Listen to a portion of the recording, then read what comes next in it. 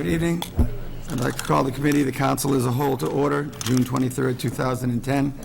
Councilors, we'll start off tonight with the continuation of the discussion regarding the reorganization that was started last night. After we finish that discussion on the reorganization, we will take a couple-minute recess, and then we will come back to the same meeting regarding the budget. So, continuing the discussion on the reorganization. Councilor Joseph. Just to finish up my comments back from after what I had heard from the mayor last night, the indication was that the things that happened here in City Hall by the employees is what caused our city to degrade over the last several years. That our bond rating went down. That's what I heard last night. It was because of the way the City Hall was structured, and the people that did it were the reasons why we had fallen to where we were. I contend that it was the executive office over the prior 6 years, and the economy that brought us to where we were 2 years ago when we got the letter from the Department of Revenue that said, we've overspent, we're on a crash course, we have no money in stabilization. All of the things that were listed in the letter from the Department of Revenue, those weren't a direct result of anybody's decisions that were made as employees here in the city. Those were the decisions that were made going into the budget sessions by our previous administration. We've come a long ways from there with the work from both, I think, the council and the new executive office to make sure that we continue to stabilize the city and do things right in a manner that brings us to our current bond rating. So I think that things have been done correctly over the last couple of years. I'm just still concerned that, again, the mayor's office is every 2 years that position is elected. In 2 years, there may be a new mayor in there. And the things that are happening in this reorganization might be irreversible to that person because the departments have been dispersed into and watered down into other departments, that they may not be able to bring back some of the cohesiveness that our planning department had, that our treasurer's department has, that our Board of Health has, and that our DPW has. And that's why I'm still concerned with the amount of people that are reporting in the treasurer's office, the amount of people that are reporting up in the DPW office, the fact that the Board of Health is now going to have inspectional services in it. So, again, I respect that the mayor needs to do a job, that the job is not an easy one, but I just don't feel that the way this organizational chart came before us is the correct way to put people together in order to run the city. But again, I'm not the executive office, I'm only the legislative branch, and I can only make my feelings about how I feel about the reorganization. Thank you. Councilor Di Natale. Thank you. Councilor Joseph, in his first statements, I agree with him. That it was why I was visibly upset last night after hearing what the mayor said.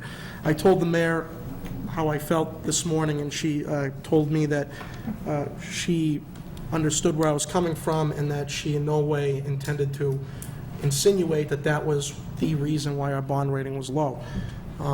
As Councilor Joseph pointed out, our bond rating was low because we had mayors that spent out of their eyeballs and did not project realistic revenues, regardless of the organization.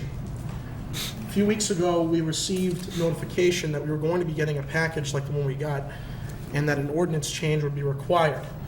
And from what I heard at the meeting, it was going to be very difficult for us to get this all in order before the budget needed to be approved. 3 years ago, the mayor made a priority of reorganizing the city, and it was an absolutely necessary initiative, one that I supported.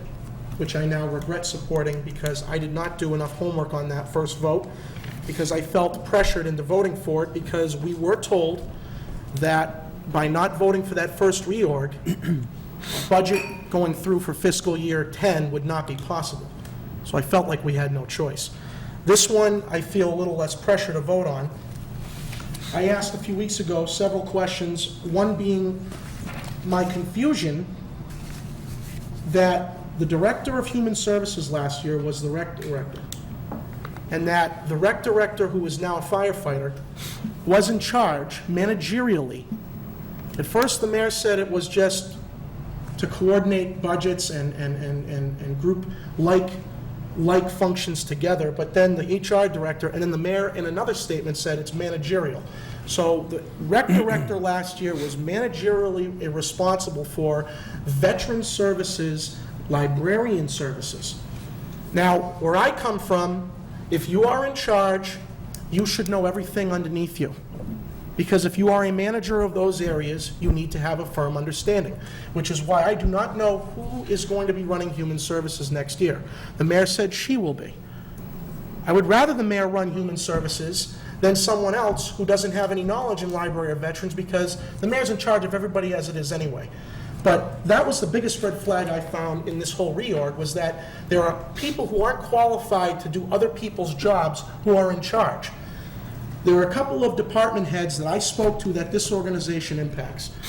And I asked them point blank, do you have confidence in this? Do you really think you can handle all this? And they said no.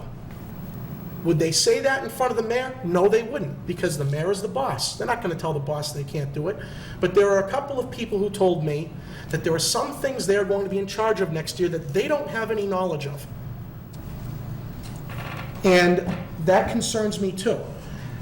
As this whole budget process came before us, we have learned meeting after meeting that there are department heads that did not receive a full vetting of what they were getting.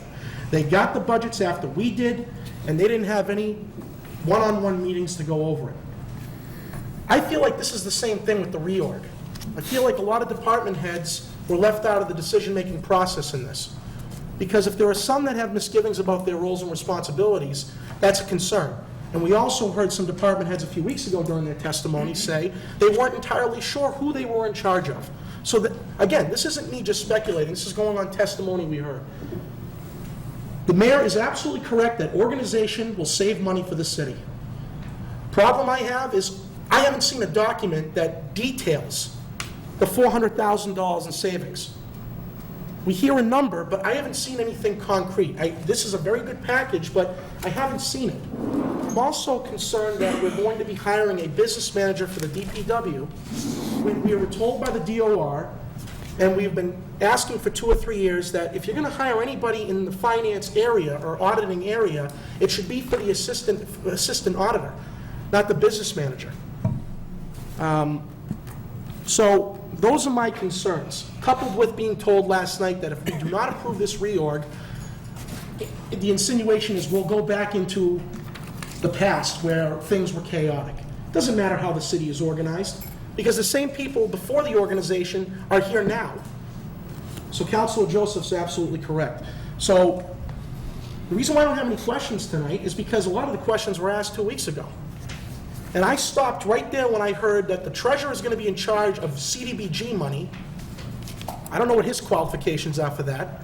And that the future Human Services Director, who was the rec director, is in charge of Veterans and Library Services. That doesn't make any sense to me, at all. I don't know anybody who would think that makes sense.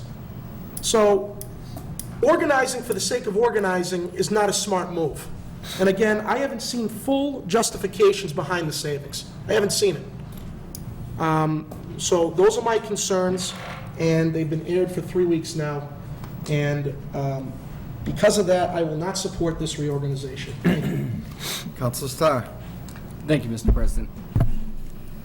Over the past 6 weeks, like Councilor DiTali said, it seemed that a lot of department heads that came in front of us were unsure of their new roles under this reorganization. Now, that's why there's a period of time that goes between the budget hearings and when we actually vote on the budget, which is tonight. I want to believe that some work has been done I've spoken with a few department heads that while they might not be crazy about the idea, are fully aware now of what their responsibilities are going to be, whereas they may not have been completely aware when they came in front of us and we had these discussions. Maybe there was some issues with communication, but I have a lot of faith in the individuals that will be taking on these roles, or at least I really want to have faith in these people. And I also believe that they're comfortable where they may not like it, and it's going to be a little tricky at first. I really think these individuals can do their job. What was stated to us before blew my mind, and especially with a few of the departments and what their responsibilities were going to be. In the time since those department heads have come in front of us, I believe that there's been a little more conversation between them and the mayor. I really want to be able to give this a shot. I want to have faith in the people here. I really am comfortable with the leadership that we have within these individual departments now. And I don't think that, and I hope that the individual department heads were asked, can you do this? And if they said that they can handle it, if they're here to discuss this, I want to believe that those that I haven't spoken with are comfortable with the plan, understand their roles, and are ready to be professional about the next year. Therefore, I'm ready to move forward with this. The only thing that will concern me is if future administrations do not have control over maybe changing things around a little bit. Like Councilor Di just said, we're saving money. I think that that was the administration's goal from the get-go, to find ways to save money. We've done that. Things are a lot different. I think that while this isn't perfect, and while there's parts of this that I disagree with, I really can't think of a better alternative right now, and I think I'm willing to give this a shot. I just want to be able to have faith in the people that are doing the job that they now know that they're going to be doing. That's all. Thank you. Councilors, I'd like to comment on the reorganization. Was the concept and the idea good? Absolutely. Was it needed? Absolutely. Is what's before us perfect? Absolutely not. Are there concerns about the workload and the number of people and number of groups that people are supervising for myself? Yes, there are. But I do believe that it's an executive decision and that it's their responsibility to make it work. If it doesn't work, next year it is our responsibility in the budget to deal with that. I will say that I hope that everybody here understands, in looking at this reorg, that in an idyllic world, there would be 3 or 4 other positions in this reorg. In my mind, there should be a chief financial officer whose only job it is to be the chief financial officer, not the chief financial officer and the treasurer and tax collector. In an idyllic world, we would have one person responsible for half of what the DPW does and somebody else responsible for the other half. And maybe a third person to break up the group that Mr. Curry is leading with the Board of Health in the building department. If anybody here has the funding available to create those positions, I'd be glad to do that tonight. We don't, unfortunately. And so the question is, do we do this reorg, trust that these people can do what they've taken on and what the mayor has requested of them, and hopefully be streamlined and save the city money? And if they save the city money through this reorganization, and any one of us is here in a couple of years, I hope each one of us tells the mayor that in that budget, she needs to create positions to spread out that reorg and spread out that responsibility. Right now, we have a lot of people doing a lot of things, but it's an executive decision, and that's the way they've headed, and I think we just have to have faith and hope that it works out. Councilor Conry. there's been a lot of discussion, and we hear a lot of things, we hear rumors, we hear department heads saying that they're not really in tune with this. I have two major concerns. First, I just hope that some of the individuals who are given these responsibilities are not being set up to lose. And probably first and foremost, looking at the organizational chart, looking at the duties and responsibilities of many people, I am very concerned about people's health and welfare. Thank you. Council Reynolds. I oppose this reorganization for the following reasons. First of all, procedurally, I believe it is illegal. There may be loopholes that are sought for. I think it's sprung on us. I don't think there's been sufficient time to reflect on ordinance changes. I don't think that the sequence that's ordinarily set in there to protect the public, I believe it's being circumvented. And so I, as a person representing the public, have to say halt to this, and I will oppose it. Thank you. Councilor Di Natale. Thank you. I respectfully disagree with the council president's stating that, if I'm misquoting, please correct me, that we have to have faith. I think Councilor Starr said that too, that people can do the job. I have a problem with voting for something based purely on faith and hope. There have been many things that I have voted for in the past based on faith and hope that did not come through. And the talk about this tonight is, look, this is the process. The council has to bless this. I hear about the budget, I hear about this, that it's an executive decision, let's let them do what they want. What are we here for? If we're just going to vote for this because they're saying it's the best way to go, fine. But I've heard a lot of things the last month that doesn't make me feel great about this.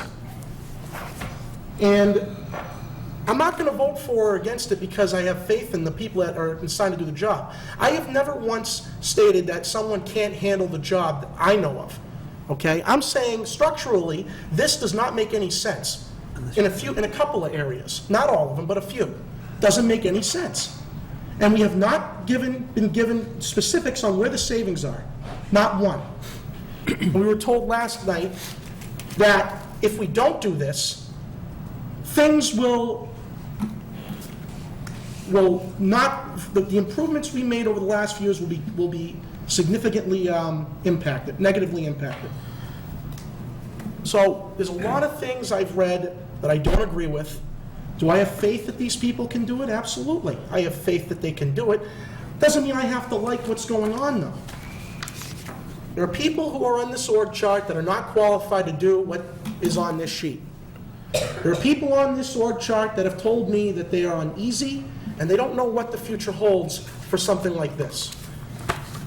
Yes, we don't have extra money for extra positions to break this up. I understand that. But like I said earlier, reorganizing for the sake of reorganizing to make it look better, that's different from actually saving something. We're saying we're going to save some money, wonderful, but how about the efficiencies in the operation, the morale?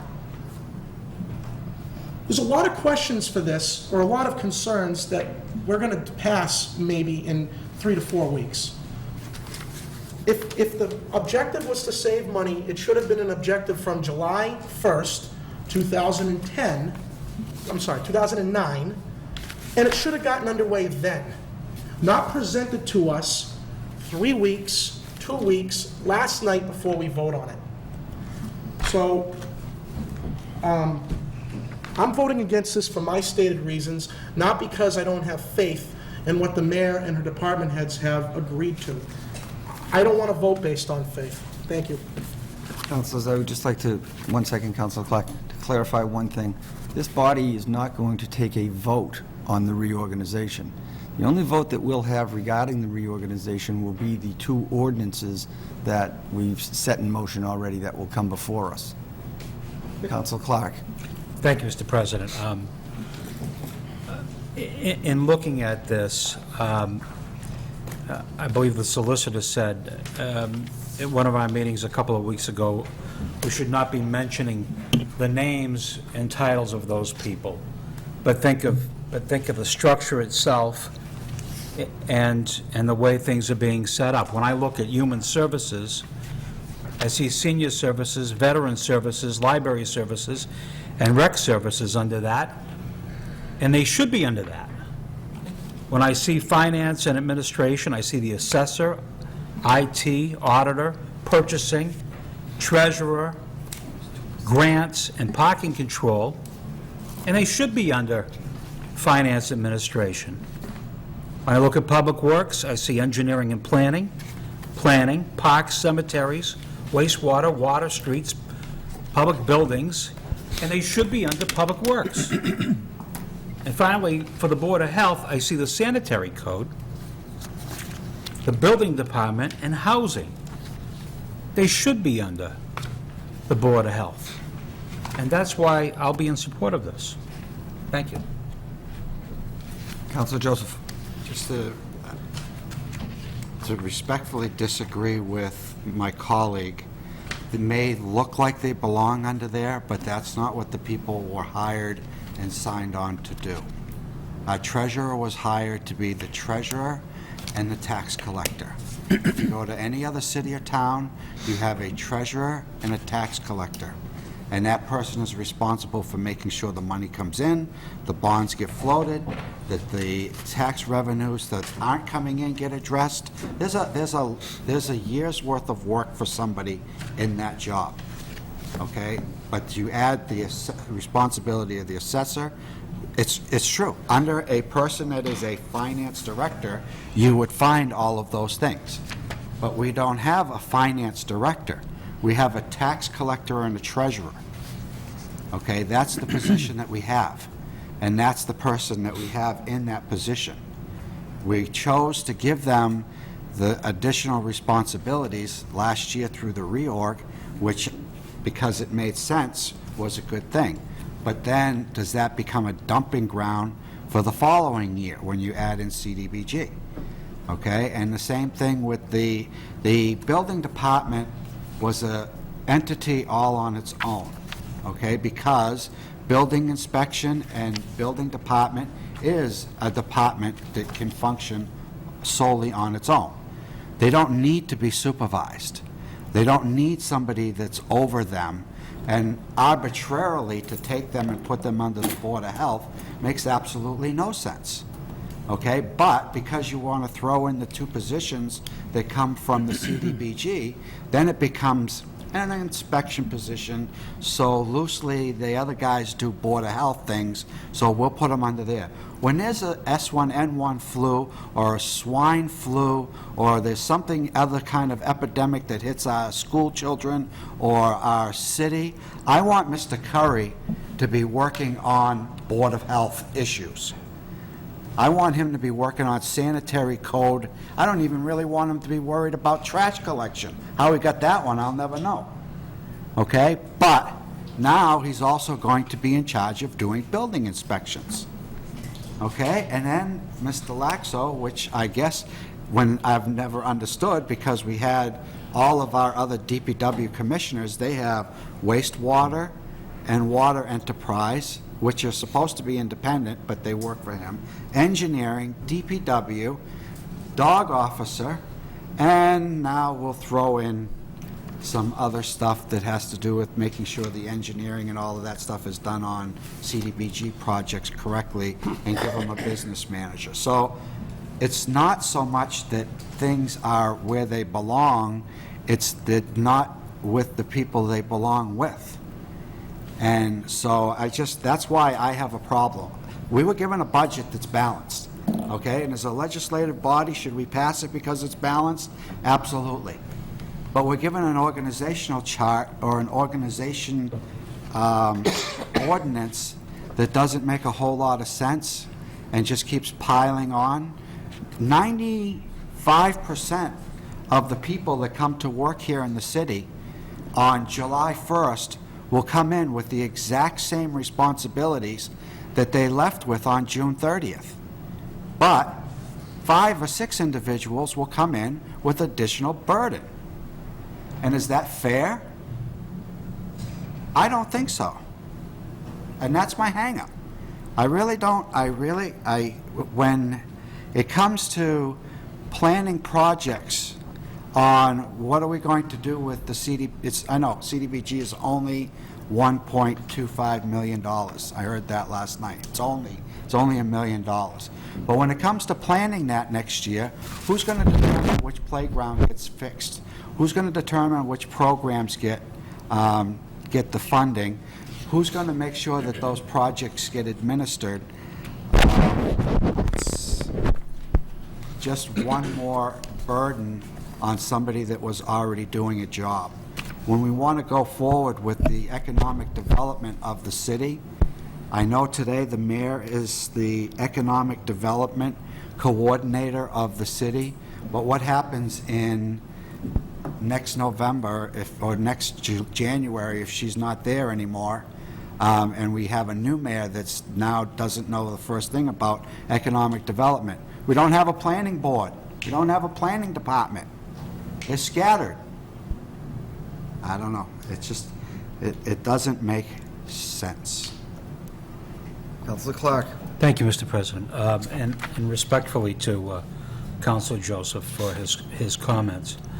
But I don't expect whoever is heading up finance and administration, he or she, to be the assessor, to be the auditor, to be the IT, to be purchasing. I expect that person to delegate authority and to delegate the authority over those positions. Granted, we do have 2 new parts of that area with the grants coordinator and the parking control.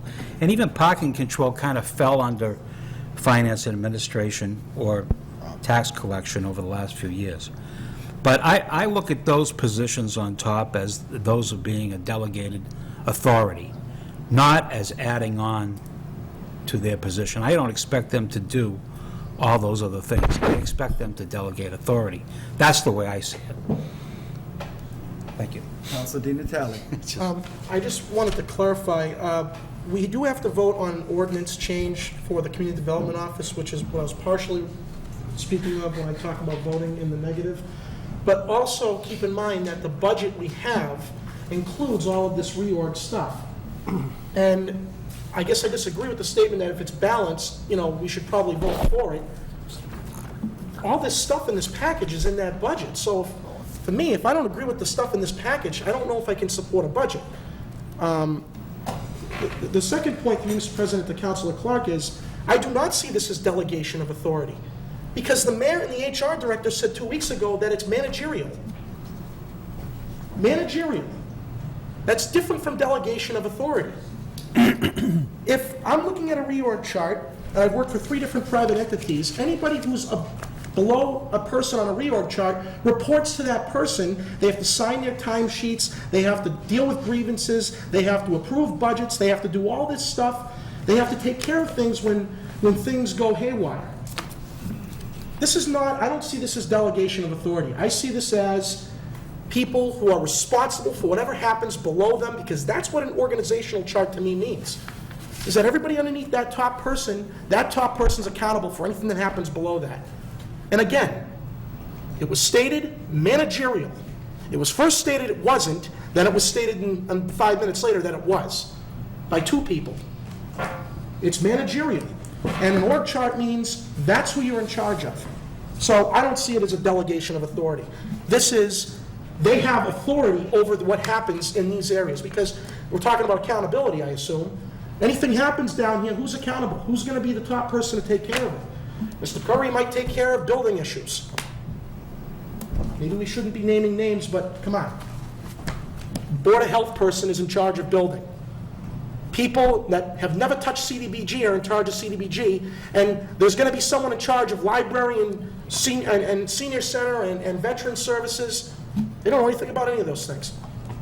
So this is about managing and about accountability. I don't see this as delegation of authority. Thank you. Councilor Joseph. just that as being a manager, I know that whatever happens within my organization is my responsibility. And as we say, crap doesn't roll downhill, it rolls uphill to the guy at the top. So when everything hits the fan and there's something that needs to be done, and you say it needs to be delegated, eventually I'm the one that has to make sure that it gets done.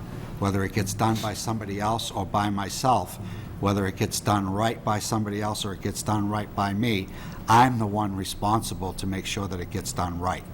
And that's the manager's responsibility. So it's not, you can delegate all you want, but at the end of the day, the manager is responsible for the success or failure of his department, his or her department. Counselor Caddy. I came prepared tonight to ask the health director and the treasurer a couple questions. And the questions I asked them, I had researched, and I expected that they wouldn't know the answer. And after thinking about it, I didn't want to embarrass either one of those gentlemen. The question I would have for this reorg is, do these people have the time to assume more managerial responsibilities? And will it be a distraction from their own jobs, the treasurer and the health director? And are they prepared? Are they prepared to assume those responsibilities? I don't think so. I don't think so at all. And I think it's unfair to them to give them those responsibilities. Councilor Joseph already touched on the subject. When something happens, the guy on top is responsible. And he will be putting in extra hours to make sure the job is complete and on time. Something I learned when I first got on the council, in business, when something happens, you move very quickly. There's a problem, you take care of the problem. Government moves slowly. I've learned government moves slowly for a reason. When you make one change in government, the effect it has on the citizens and the employees is so great you don't even know what the effects are. This is the second reorg we had. We used to have a community development department. It's been taken apart. The community development block grant program, $1.2 million, is going into a department where the person isn't knowledgeable in that area. I'm totally against this reorg. I don't think that it's been well thought out. I think it's fly by the seat of your pants, hope it works. If it doesn't work, we'll do something else. I don't think we should be running a city like that. And lastly, finance and administration. I believe we should have we used to have a financial team. We don't have one anymore. Finance and administration should be a financial team, and it should go back to the assessor, the auditor, and the treasurer. And there should be meetings, and it should be discussed so that everyone knows what's going on. That's just my opinion, but I can't support this. Thank you. Counselor Reynolds. So far, several people are speaking about the substance of the reorg. I don't think any of us could say that we feel it's a well-thought-out, well-prepared plan. But I think before that, we have to talk about the legality of the ordinance changes that we're called to vote on tonight. I want an explicit time frame, please, given for all of the ordinary steps for an ordinance change. I want to know the effects of this ordinance change, should it be accepted. As Councilor Di Natale stated, if we, in the following meeting, should happen to vote for the mayor's budget, be it balanced or not, what lies within that budget? And these ordinance changes have already been regarded as a fait accompli, something which I think circumvents the people. The people have no opportunity or time for input here or reflection. That's why there's a time frame that's given. And we all know that soon, beginning July 1st, that is protected for in ordinance, that we must give the proper time frame. This is a late filed idea, composed late. As I understand it, that should we go forward with the ordinance change and the budget, that the previous position simply will not be funded and will fade away. I don't think this serves the people. It's not a government of the mayor, it's a government of the people. And I really feel strongly as a counselor that we have to protect the people, not any swift-moving conceptual ideas that carve out ordinary living as we've known it, that put undue burdens on people's backs. We're not running a slave trade here. Any reasonable person would say that this workload is unreasonable. And I just understood the effects later on. So at some point tonight, please give us the ordinary time frame of an ordinance change. Would you do that, Mr. President? Mr. Ciota? I'm not 100% sure what you mean, but an ordinance is brought to the council debates it. Excuse me, before you continue, why don't you understand what I mean? What I'm asking is, how is an ordinance presented and passed in a city ordinarily? Send it to the council reflects on it, the council tweaks it, changes it, and sends it on to its first reading. What is the time frame in there, please? Tuesday. Is that how? First council meeting, second council meeting. Can you Or give it- it could take a year. Can you give us the ordinary time frame? Is this a hurried affair? The council can enact an ordinance in 2 meetings. Is this a hurried affair?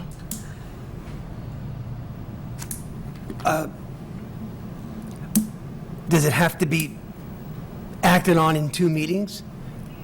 Maybe not. I think that's a decision for the council to make. It is a hurried affair, is it not? And it circumvents the ordinary input of the people, the ordinary information given to the people? No. The people have no participation in the creation of an ordinance except at the public forum, unless Yeah, it's well, a that's a big zoning. exception, and opportunity to speak to us. Now, should this go through, and should the mayor's work go through, I see it as a tactic that rules out basically the people's input. One other thing that I oppose is I don't think the mayor should have any other job except being the mayor of the city. That's what she was voted to do, not be the head of any department, any other department. Councilor, the ordinance, if passed, would be passed in 2 readings, in 2 sessions, Which is a 2-week frame. which is for a council meeting month, number 1, council meeting number 2. Ordinarily a month framework. Ballpark. A zoning ordinance has a different path by statute. At both of those council meetings, the public hears it on television, the public participates at the public forum, and in between those sessions, the public can grab the councilors and talk to them. And or I will ask you, is there a time where it has to be presented in the paper? Has to be published. And what's the time frame here? When would it be published? Has to be published 10 days within, 10 days prior to the final reading. prior to the final Well, reading. how can we vote on that before that procedure takes place? We cannot. Well, then we don't have to vote on the ordinance. That's what However, we're President voting on the Hay just budget, which said. includes the ordinance, and this is what I'm opposed to. President Hay just said that it is not to be voted on tonight. Did I mishear? I thought President Hay said we would be voting on No, we would 2 not ordinance changes. be down the road. Not this evening. You see, this is slip and slide politics. We don't know what's going on here. This is circumventing the public. It's really despicable. I'll say it. I'll be that strong. It's a tactic to get this whole thing in without proper reflection. There's supposed to be, all of this is in the budget, and we're voting on the budget later tonight. And so hidden in the budget is all of this, which can't possibly be passed for a month. I'm not quite Come on. sure, Counselor. May I help you I- understand what I'm saying? Yeah, I am. But I guess I will say that a couple of weeks ago, when this first was brought forward, the city clerk made this body aware that we could not, because of time frame, pass the ordinances before July 1st. We then were given the understanding that a couple of things could happen. If we pass the budget, those two positions are then funded in the budget, and the mayor has the ability to assign those positions to that on a temporary basis. Is it 60 days, Michael?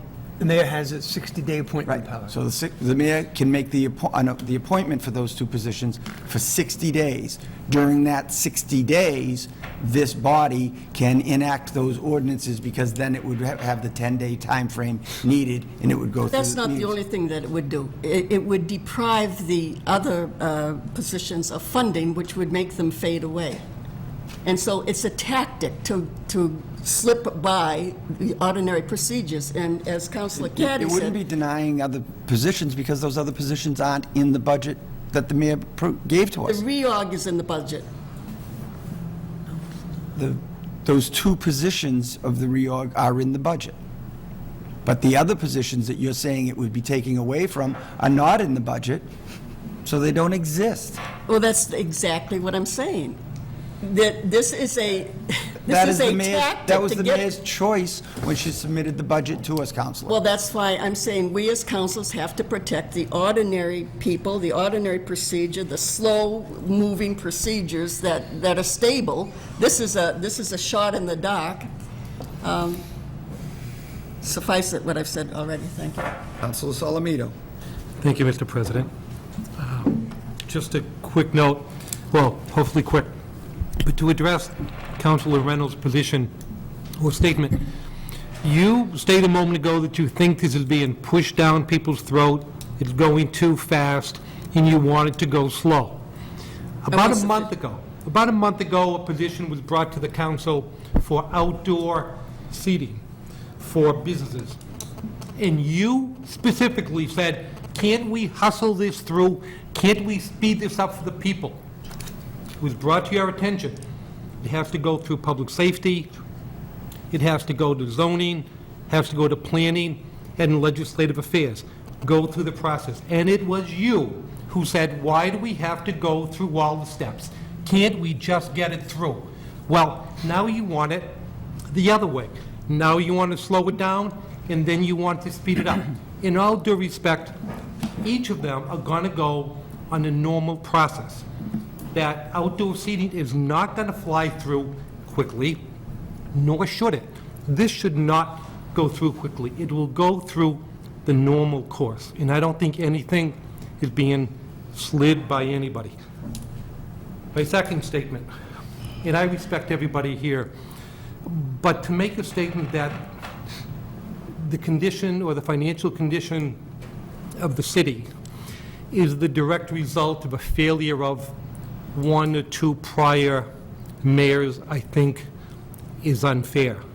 For anybody to think that a person in the corner office alone put us in this position is somewhat naive.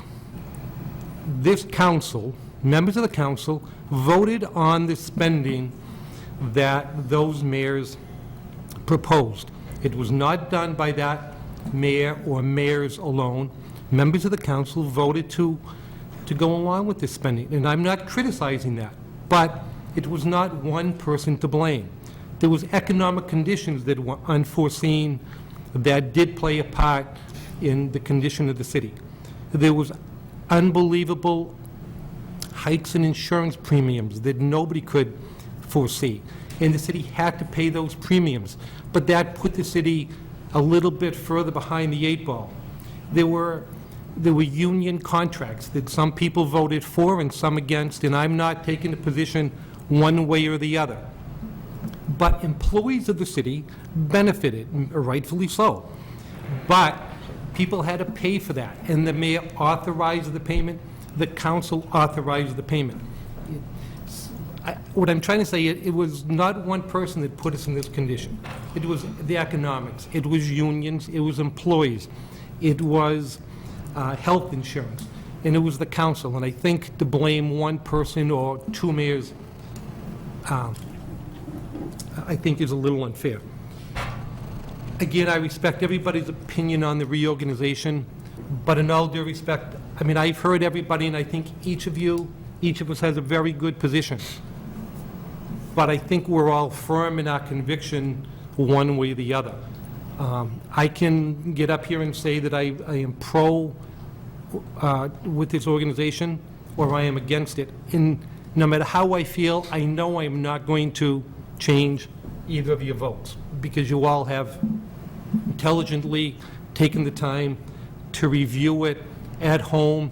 It was not pushed down anybody's throat, and I'm not going to convince any of you to change your vote.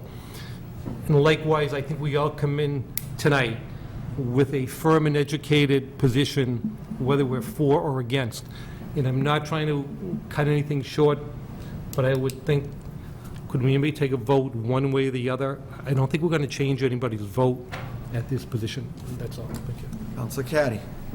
Just want to go back to what Councilor Reynolds spoke about. The dilemma for myself for tonight is that the reorg is in the budget, even though it has to pass through an ordinance. But the dilemma is, do I dislike the reorg so bad that I'm not going to vote for the budget, a balanced budget? And that's really the position that the mayor had put us in, which I don't like. It happened a few years ago to us, something similar. And I think the mayor's running the risk of not getting that budget passed tonight because of this.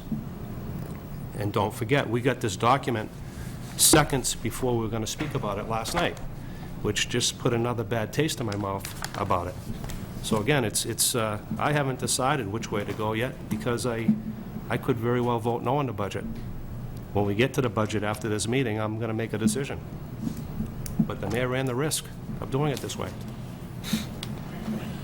Councilor Reynolds. I would like to address Councilor Solomito's mentioning me and the previous request for a provisional grant for people that to serve in the seasonally until the ordinary procedures were. I was very happy to follow the ordinary procedures. And what I asked was that a provisional request be granted to those people, because you were talking about, there's a difference in gravity of the issues. This is a hugely grave issue, whereas that was a smaller issue in the city. Thank you. Councilor Starr. I respectfully disagree, Councilor Reynolds. Every issue that comes in front of us needs to be treated with the same respect. I think that some people in this city would think that some issues are a lot more important to them than others. So, respecting everybody's opinions, I think every issue and every stance that this council has taken on the 3 years that I've been here, okay, have been taken with the utmost seriousness and with the best interests of this city at heart. Thank you. Councilor Clark. Mr. President, thank you. Very quickly. We had talked a little bit earlier about the person who was at the top of the chart, and the Finance Administration, they're at the top of the chart. Well, they're not at the top of the chart. The DPW Commissioner is not at the top of the chart. The Fire Chief is not at the top of the chart, neither is the Police Chief. The top of the chart is the Mayor. Thank you. Any other comments? Councilor Joseph. And out of the 95%, out of the 5% of the people that I said in July 1st it's going to come in here with more responsibility, she's not one of them. Any other questions or comments regarding the reorganization? Councilors, I'd like to take a 2-minute recess, and then we will have our final discussions regarding the budget. Councilors, I'd like to reconvene the Committee of the Council as a whole Wednesday, June 23rd. This is the final review of the mayor's fiscal year 2011 budget and related orders, ordinances, and petitions. Everybody should have the sheet in front of them. I did make mention the other night, councilors, that 11510, in order to appropriate the sum of $265,000, same to be credited to CDBG Planning and Administration and charged against CDBG year 36, is in here. We took care of all the other CDBG stuff, but this was held in committee, so it was placed on this agenda. Councilor Joseph. I'd like to make a motion on Order 12410 that we take a no-action vote. Second. We have a motion and a second for no action on 12410. Anybody speaking to the motion? Councilor Di Natale. You know what? I don't have anything to say on this. Thank you. What? Maybe I do. No. I would prefer, I'm not a fan of no action. I'm not a fan of it. I would prefer, because I want to make a vote one way or another, for me. So if we're going to go forward with a no action vote, I'm going to vote against it because I don't want to vote no action. I want to vote yes or no. Thank you. Councilor Joseph. I just want it to be understood that my no-action vote is not a reflection on the budget of being balanced. It's the positions that are within that budget and the ordinance that was given to us that doesn't match where I think the city should be going. Again, I'm not going to micromanage. I'm not the executive office of the city.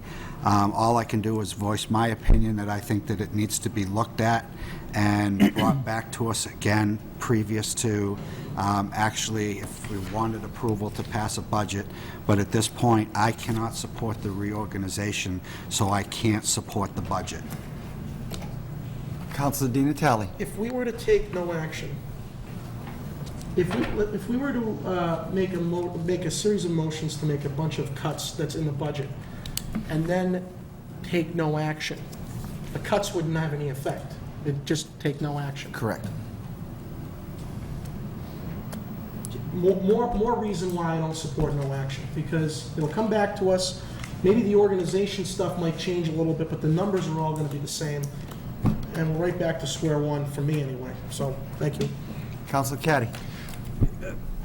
On the other side of the room, a couple of the councilors spoke in favor of the reorg, or it seemed as though they liked the reorg. I would like to know which councilors are for the reorg and which are against. That would make things a little clearer for me. Is it possible to take a tally? Can't take a straw vote. Okay. I was, in the budget, there were $300 and something thousand worth of cuts. It appeared to me that if those cuts were made, that it was very possible that it would get 9 civilian dispatches and put 5 more policemen on the street. I'm happy to hear that, but I have to say that I don't trust the mayor would do that, because in the past, the street lights, for example, the little $20,000 that we gave to turn more lights on never got done. When we passed the smart growth program, the $600,000 that were coming to us from the state was to buy new lights for the streets. That never got done. That got folded into the budget. It may not be the mayor's fault. It's just that it's not clear. Things are not clear. If we don't vote for the budget tonight, the cuts don't take place, the civilian dispatchers don't get hired. But if we vote for the budget tonight, then we're also allowing the reorg to enter into the budget. We may not pass it, but I think Councilor Reynolds is right. If we don't vote for the reorg, then those positions could be eliminated. I don't think that they can, especially the CDGB director or person responsible. But, you know, this is a dilemma that we're all going to fight with tonight. That's why, again, it would be a little clearer for me to know who was in favor of the reorg and who was not. If there were more people not in favor of the reorg, then taking no action may be the best choice, giving the mayor the opportunity to bring it back. If we have to come here Saturday morning, Sunday morning, I'm willing to do that. The mayor did her job. It's a balanced budget. We did our job. Considering cuts, I think that's the position we're in. We're going to fight with for the rest of the night. In response to that, if we take, I'm just asking clarification from the city solicitor. If we take no action on July 28th, the budget that was proposed by the mayor becomes the budget. June 28th at midnight. At midnight. But the mayor can submit a supplemental budget to this body at any time she wishes. Is that correct? I think there's a limitation to the time, the setting of the tax. Right, but, okay, up until the tax rate. Yes. I guess I would like to ask the mayor directly if the mayor has heard what this council has said over the last 6 weeks, or however many weeks we've been here, and if the mayor is considering a supplemental budget to address issues that have been raised by this body in relationship to the budget that was submitted to us.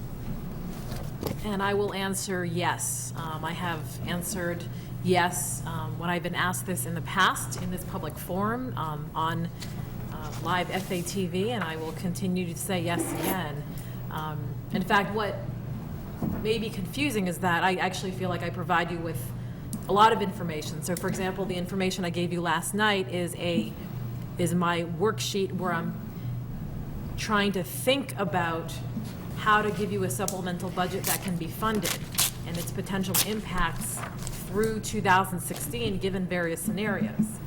I think in the past you've seen a supplemental budget that just says, here you go.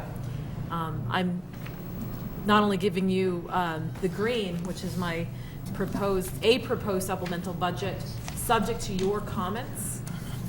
So I actually am asking you to comment on my green column, because my green column is what I think that you have been requesting. And I figured I would put it on paper to make sure that we are on the same page.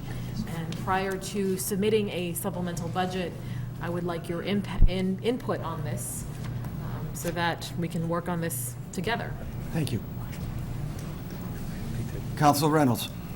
I want to understand this, please. If we take a no action, the proposed budget goes into effect on June 28th. Am I correct in that? That is correct. The mayor's budget would become the budget without the council approving it. And we have a hope that some of our desires would come through with a supplemental. If we say no to this, I believe we have more time. Is that correct? Counselor, I'm just asking for clarification. When we say no to this, are you speaking to the motion that's on the floor, or are you speaking to the budget? To the budget. Okay, just wanted to clarify. Okay. There's a yes and a no, and then a third category is no action. So now I want to be clear now about the no. What happens if we say no? If we say no to the budget? Yes. If the council rejects the budget, the mayor submits a budget month by month to cover the city's monetary needs, financial needs for that month. The city can only do that for 90 days, after which I don't think there's a significant amount of precedent in the state, but it would probably mean that the Department of Revenue would step in. Isn't there something longer than that? Don't we, in fact, have until a later date than June 28th for the mayor to present the budget? And then the 3 months? No. No? If you reject the council has July, to, August, and September? the council has to act before June 28th, the 45th day after the mayor's submission of the budget. If the council doesn't act, the budget is automatically appropriated. Right. If the council rejects the budget, the mayor would then, it would be incumbent on the mayor to submit a budget for the month of July to just cover the July expenses. You could then approve that budget or not. She could then do it again in August and in September. So we'd have more time, actually. We would have until September. Extraordinarily risky thing to do that month-to-month budget because of the huge risk that the city would be in, parsing out the dollars that way month by month, and the exposure to state control of the city's finances.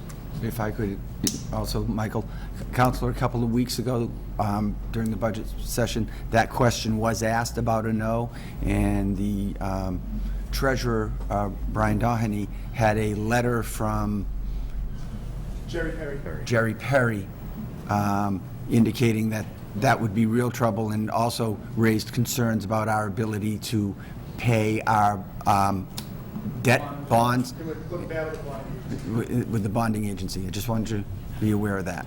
May I have a request to see that letter at some point? It's an email. I gave a copy and quoted the exact email in the letter I gave to everybody here. It was that actual quote from the email he gave me. And that's all he put in his email, was that one word. He mentioned the city of Lawrence is the only other community to go down that path recently. Any other comments or questions regarding the motion and the second? We have a motion and a second to take no action on 12410. All those in favor? Aye. All those opposed? 1, 2. Keep them up in opposition, please. 1, 2, 3, 4 in opposition. Rosemary Marcus. The motion passes. Councilors, if you'd also look at your sheet, please. There are some items that need to be dealt with separately. We have 14310, 14410, 14510, 14610, 14710, and 16910 that are all revolving funds, and we need individual votes on those revolving funds. And we have 11510, which is still before this committee. So if we could, 14310, order that the city of Fitchburg is authorized to establish a demolition revolving fund pursuant to Mass General Law, Chapter 44, Section 53E and a half, for the fiscal year 2011 in accordance with the following specifications. Move the 14310 be adopted. Second. We have a motion and a second that 14310 be adopted. All those in favor? Aye. All those opposed? 14410, order that the city is authorized to establish a senior center activities revolving fund pursuant to Mass General Law, Chapter 44, Section 53.5E for the fiscal year 2011 in accordance with the following specifications.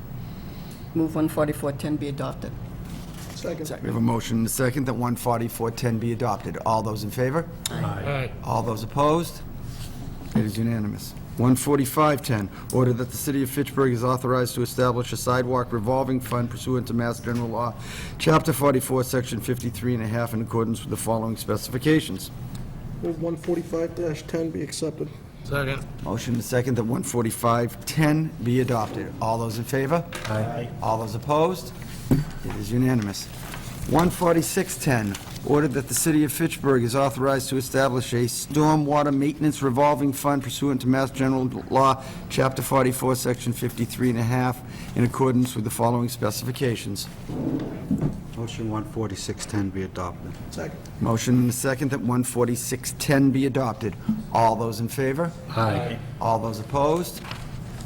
It is unanimous. 14710, Order that the City of Fitchburg is authorized to establish a public cemetery revolving fund pursuant to Mass General Law, Chapter 44, Section 53E and 1/2 for the fiscal year 2011 in accordance with the following specifications. Move 14710 be adopted. Second. Motion and second that 14710 be adopted. All those in favor? Aye. All those opposed? It is unanimous. 16910, order establishing a revolving fund for fiscal year 2011, Police Department Traffic Revolving Fund in accordance with Mass General Law, Chapter 44, Section 53.5. Make a motion to grant 16910. Second. Motion second to grant 16910. All those in favor? Aye. All those opposed? Two in opposition. And that leaves us with 11510, order to appropriate the sum of $265,000, same to be credited to CDBG Planning and Administration and charged against CDBG Year 36. Motion to accept 11510. Second. We have a motion and a second that 11510 be adopted. All those in favor? Aye. All those opposed? One in opposition.